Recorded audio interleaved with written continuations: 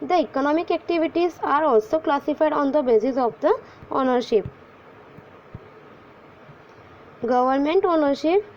The industries which are owned by the government and are run under the policies of the government are the public sector industries. For example, the Bhilai Steel Plant, Bharat Heavy Electronics Limited, Oil and the Natural Gas Corporation ONGC etcetera.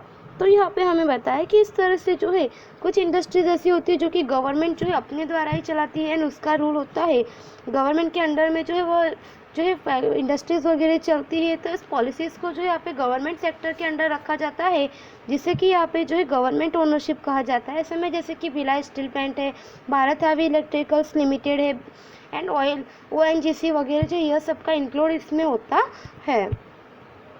Private ownership. The industries which are owned and run by the private ownership are termed as the private sector units. For example, the Tata Iron and the Steel Company Limited, Tisco, Reliance, Torrent, कैडिलाइस etcetera. तो यहाँ पे हमें बताया कि private ownership जो है यहाँ पे जिसमें कि यहाँ पे बताया कि इस तरह से जो इंडस्ट्रीज होती है जो कि प्राइवेट सेक्टर में किसी एक पर्सन की या तो फिर जो है यहाँ पे प्राइवेट सेक्टर की होती है एंड वो लोग ही चलाते हैं. तो उससे जो है हम यहाँ पे उस जो ऐसी इंडस्ट्रीज वगैरह होती है उसको हम यहाँ पे प्राइवेट ओनरशिप में जो इंक्लूड करते हैं. For example Tata iron and the steel limited जो है कंपनी, टिस्को, रिलायंस, टोरेंट, कैडिला वगैरह जो है यह सारी प्राइवेट ओनरशिप की फैक्ट्रीज इंडस्ट्रीज वगैरह है. Joint sector. तो जॉइंट सेक्टर हमें बताया है there are the certain limitations to the public sector units. Generally we find less directions and the commitment towards in the public sector units to control this and the generate the sufficient amount of the required capital to the private sector unit as to join the public sector units. This is known as the joint sector.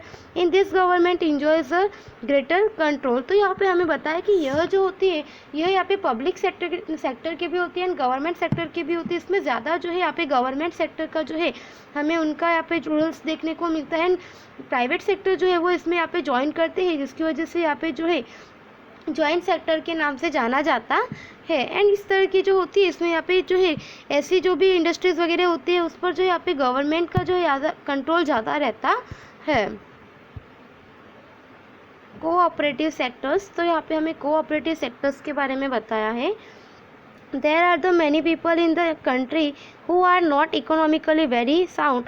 They are not in the condition of to start their own small or the cottage industries.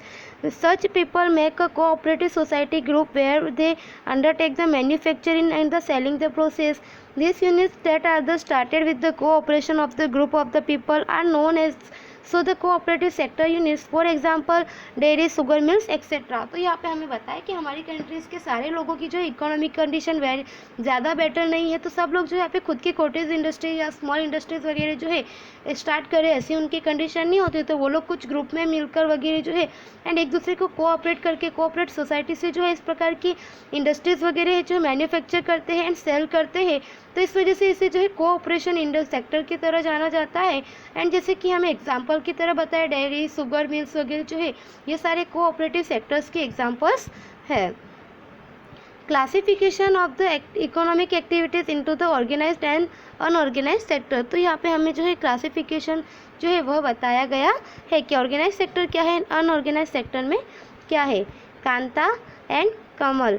तो जिसमें यहाँ पे हमें Kanta and कमला के विषय में बताया है कि Kanta works in the office from the 9:30 a.m. to 5:30 p.m. She gets the salary at the end of every month regularly. Apart from the salary, she is eligible for the benefit of the pension and the PPF. She also receives the medical allowances and the other allowances too. Kanta gets the salary for the Sunday to which is a holiday for her. She has been given the appointment letter such which states the rule and regulations for the job. Thus the Kanta works in the organized sector. तो यहाँ पे हमें बताया कि कांता जो है वह 9:30 से एंड 5:30 तक जो है वह काम करती है एंड एवरी मंथ के एंडिंग में जो है उसे यहाँ पे रेगुलरली सैलरी मिलती है, उसे पीएफ वगैरह मिलता है एंड उसे जो एवरी संडे हॉलीडे मिलती है, एक्स्ट्रा के मेडिकल अलाउंसेस वगैरह भी मिलते हैं. तो इस तरह से कांता जो है यहाँ पे सैलरी वगैरह उसको मिलती है एंड वह स्टेट्स में वगैरह जो है यहाँ पे जॉब की तरह से जो यहाँ पे जाती है एंड उसे अपॉइंटमेंट लेटर वगैरह जो है वह देना होता है। And next is a Kamala.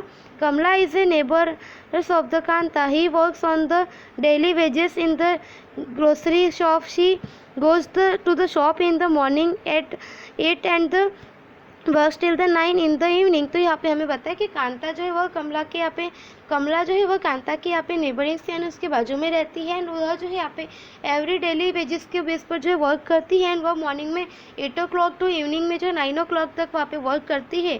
She does not get the any allowances from the daily wages. He is not Kamal, he is not paid for the day on the does not the go to the work. He does not get paid any paid holidays and she is receive not any the appointment letter. तो यहाँ पे हमें बताया कि ना उसे daily wages मिलती है और ना ही वह उसे जो यहाँ पे कुछ एक्स्ट्रा के अलाउंसेस मेडिकल फैसिलिटीज़ वगैरह भी नहीं मिलती है. एंड वह यहाँ पे जो कभी कभी वह उसका जो काम वर्क वगैरह होता है वो ज़्यादा बढ़ भी जाता है.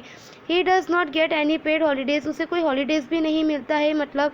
And he has not received any appointment letter. His boss can tell him to leave the job any point of the Kamal work and the unorganized sector. तो यहाँ पे हमें बताया कि जैसे जो है वह उसके बॉस अगर कह देते हैं कमल के बॉस कि आपको यहाँ पे जॉब जो है नहीं करनी है, आगे जॉब छोड़नी होगी, तो उसे किसी भी पॉइंट पर जो है यहाँ पे तो उसे जॉब छोड़नी होती है. इस तरह से वो अनऑर्गेनाइज सेक्टर में वर्क करता है. तो organise sector and unorganise sector में जो यहाँ पे डिफरेंस है वह यहाँ पे हमने देखा.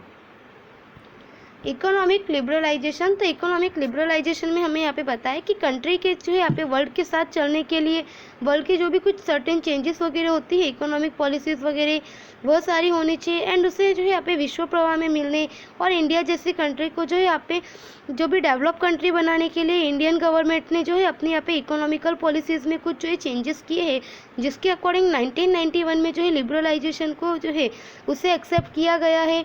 एंड यहाँ पे बताया कि इस पॉलिसी के अकॉर्डिंग जो है यहाँ पे जो भी यहाँ पे इंडस्ट्रीज़ वगैरह जो है मैन्युफैक्चरर्स वगैरह जो है उसके रिलेटेड जो भी यहाँ पे कंट्रोल वगैरह जो थे उन पर वह कम कर दिए गए हैं. इंपोर्ट एक्सपोर्ट में जो है उन्हें यहाँ पे परमिशन दे दी गई है.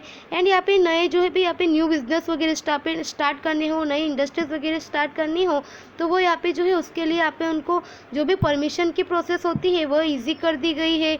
एंड जिसके कारण से यहाँ पे इंडिया में जो है यहाँ पे इंडिया जो है कंट्री के कई दूसरी कंट्रीज़ के साथ जो है यहाँ पे जैसे कि उनके साथ ट्रेड प्रोडक्शंस कॉमर्स वगैरह जो है यह सारे में भी जो है वो आगे बढ़ रहा है. एंड यहाँ पे जो एम्प्लॉयमेंट अपॉर्चुनिटीज़ वगैरह जो है वह भी जनरेट हो रही है. Next is a privatisation. तो यहाँ पे हमें प्राइवेटाइजेशन में बताया है